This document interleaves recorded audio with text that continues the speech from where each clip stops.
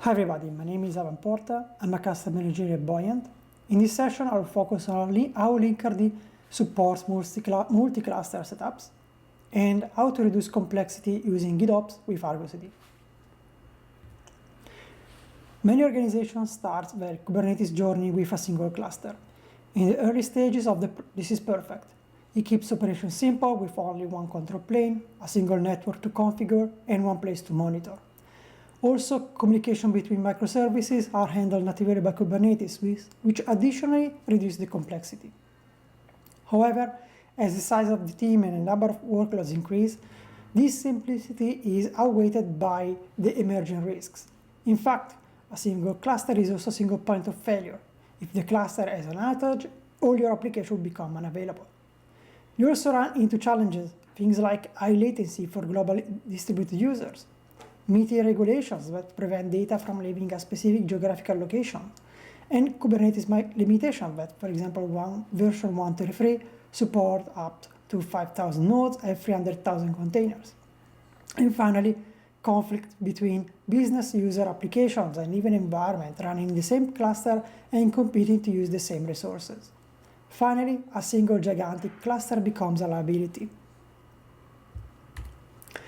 One way to address this fragility is to increase the number of clusters. The simplest model is the failover cluster. Here, you have a primary active cluster and a standby cluster, both running the entire application. If the primary cluster has an issue, all traffic is routed to the failover cluster. This model immediately brings some clear benefits. It improves availability. If one cluster goes down, another is ready to take the traffic. It established clear failure boundaries, where a bad configuration pushed to one cluster won't affect the other. And it also allows to reduce latency by placing an application closer to your end users, enhance isolation by using different clusters for environment, and even use different cloud service provider and removing the vendor lock-in. However, this approach has a major downside, which is cost efficiency. Most of the time, your failover will sit idle, not doing much, which is expensive. And that brings us to the next approach. In the primary-secondary approach, unlike the passive failover model, you will keep both your cluster active and in traffic at the same time. This allows to maximize resource utilization. And also, if one cluster becomes unavailable, the others are already active and can absorb the coming traffic. However, you're still deploying the entire application in multiple clusters, which means that you're still facing the same scalability limits, and you're still paying for running the same application in multiple clusters, which might be expensive. And this limitation brings us to the idea of cooperative multi-clusters. Instead of replicating the entire application everywhere, you give a workload or a set of tightly related workloads their own dedicated cluster. You can think of this like a splitting up monolithic into microservices, but at the cluster level. You can now have a cluster dedicated to specific teams or functions, like order or payments clusters, rather than just prod US, prod Europe, prod Asia. This model allows you to be more flexible. It gives you stronger isolation between microservices because they are now protected by cluster boundaries and not just Kubernetes namespace or RPAC. Allow to enhance the scalability because you will deploy less workloads in each cluster, which make it harder to reach the Kubernetes limits. And at the same time, availability, failure boundaries, cost efficiency, and regulation compliance because you can deploy the workloads in multiple regions. This new distributed reality brings us new challenges. How do you handle the cross-cluster network? How do you maintain observability? How do you secure the communication between clusters? While infrastructure management and data persistence are actually the first main pain points are the network observability and security. And this is exactly where Linkerd Service Mesh simplifies everything. Linkerd creates a unified network layer, allowing services to communicate across clusters as if they were part of the same one. They also provide consistent L4 and L7 metrics, logs, traces for all traffic, give you a single pane of glass for observability. And for security, Linkerd proxies automatically encrypt all cross-cluster traffic, enforce authorization policies without the application needing to know if the traffic is crossing the cluster boundaries. So what exactly is a service mesh? Linkerd Service Mesh is a dedicated infrastructure layer designed to handle service-to-service communications. It works by deploying proxies alongside applications. Linkerd has a two-layer architecture. The first is data plane, which is composed by the proxy themselves. They are deployed in the same pod as the application and intercept all the inbound and outbound traffic, enforce policies, and encrypt communications. The second layer is the control plane. This is the brain of the mesh. It's a set of controllers that manage certificate, handle service discovery, and distribute configuration to the data plane proxy.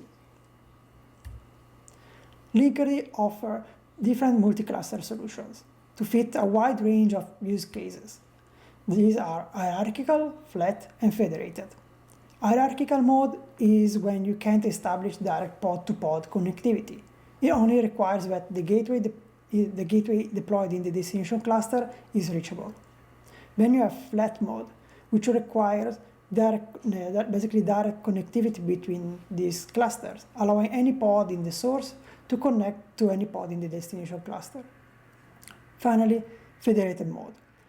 Here, basically it has the same requirements as the flat network, but it allows a service deployed across multiple clusters to be treated as a single unified service.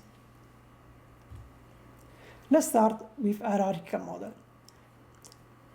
This is extremely useful when your cluster are in different subnets. It channels the traffic through a gateway, allowing the cluster to communicate to each other.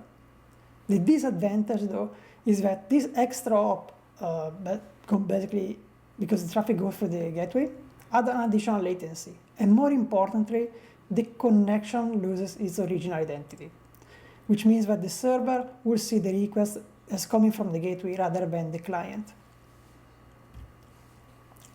And this is how it works.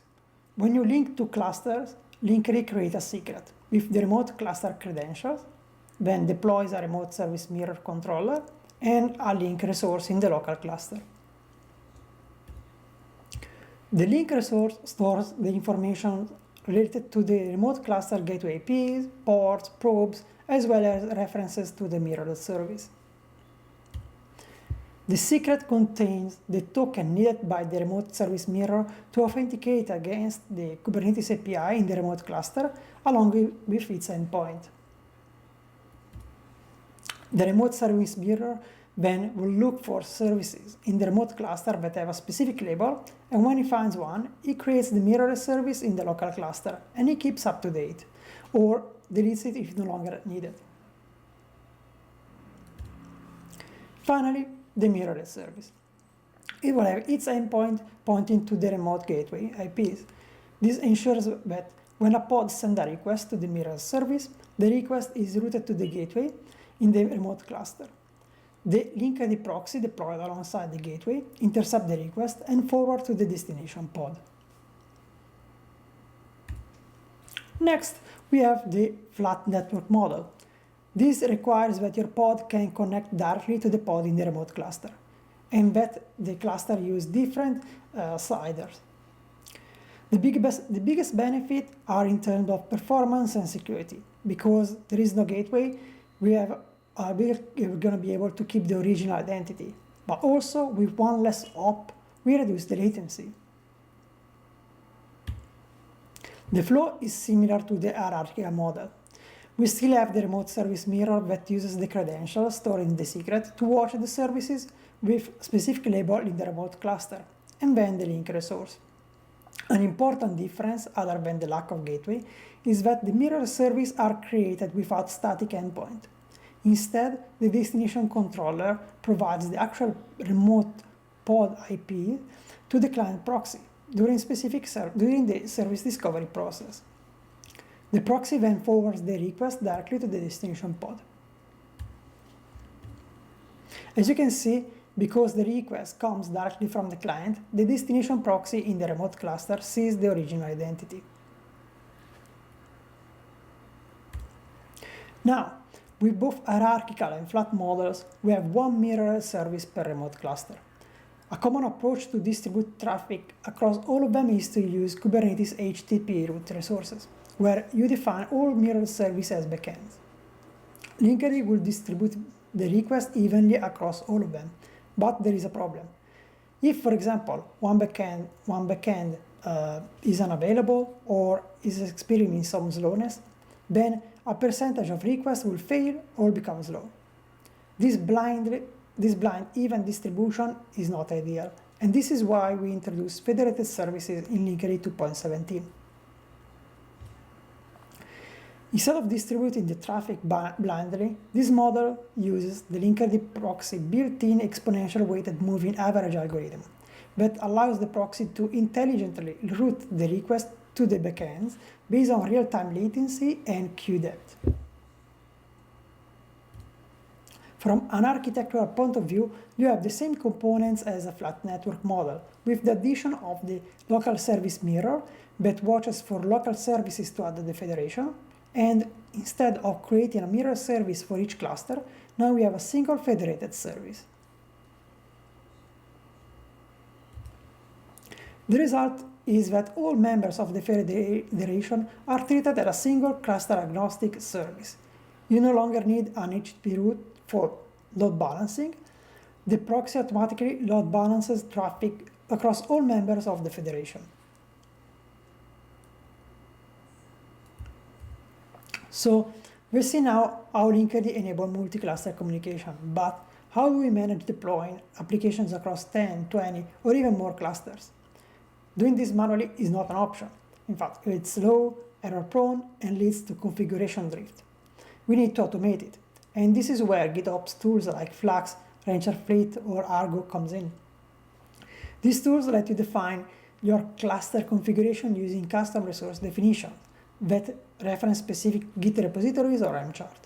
Once in place, specific controllers that basically make sure that the desired state defined in the repository will match the current state in the cluster. Let's look at a typical workflow with Argo CD. Argo has a few key components: the repo server that caches your Git repository that contains your Kubernetes manifest, and the application controller. The application controller is the actual core engine. It constantly monitors your running application and compares their live state against the desired state in the Git repository. The flow is simple. A developer pushes a change in the Git repo. Argo CD detects the change, retrieves the new manifest, compares them with the live state in the target cluster. If it detects any changes, it marks the application as out of sync, and then it can automatically take corrective action to basically make it match the desired state. To manage multiple clusters, Argo CD stores their token in secrets, which later used to authenticate against their Kubernetes API server and fetch the live state of their resources. Managing individual application resource for every cluster doesn't scale. This is where application set comes in. It acts as a factory, allowing to deploy multiple applications from a single application set. Linkerd itself has two main Helm charts. The CRD contains the Linkerd specific custom resource definition and the control plane.